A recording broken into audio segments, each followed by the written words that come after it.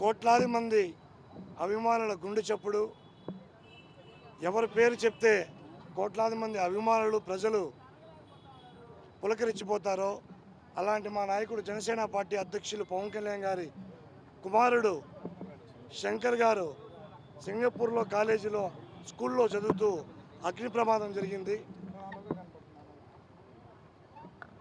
శంకర్ నిండు నూరేళ్లతో ఉండాలని చెప్పని ఆ కలియుగ వెంకటేశ్వర స్వామి ఆశీస్సులు ఎల్లవేళలా మా శంకర్ గారికి ఉండాలని చెప్పి ఈరోజు తిరుపతి పాదాల మండపం దగ్గర టెంకాయలు కొట్టి ఏడుకొండల స్వామిని వేడుకున్నాం.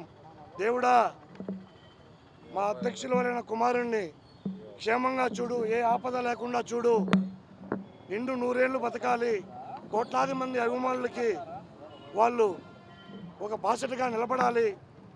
పవన్ కళ్యాణ్ గారికి ప్రజలకి ఏమన్నా జరిగితేనే తట్టుకోలేరు. అటువంటి ఆయన ఈరోజు ఆయన కుమారుడికి ఇలాంటి అగ్ని ప్రమాదం జరగడం చాలా బాధాకరంగా ఉంది. వెంకటేశ్వర స్వామి ఆశీస్సులతో అతను నిండు నూరేళ్ళు ఉండాలి, వాళ్ళ కుటుంబం అంతా బాగుండాలని చెప్పి ఈరోజు కోరుకోవడం జరిగింది.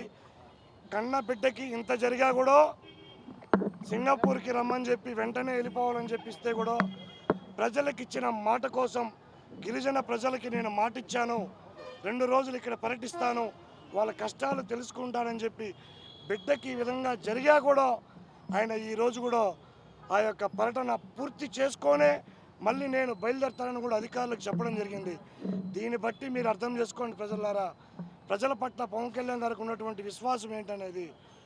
కుటుంబాన్ని సైతం పక్కన పెట్టి ప్రజల కోసం నిలబడ్డ ఏకైక నాయకుడు మా జనసేన పార్టీ అధ్యక్షులు పవన్ కళ్యాణ్ గారు. ఆయనకి, ఆయన కుటుంబ సభ్యులకి, ఆయన కుమారులకి అందరికీ కలియుగ వెంకటేశ్వర స్వామి ఆశీస్సులు ఎల్లవేళలా ఉండాలని చెప్పి మనస్ఫూర్తిగా కోరుకుంటూ ధన్యవాదాలు.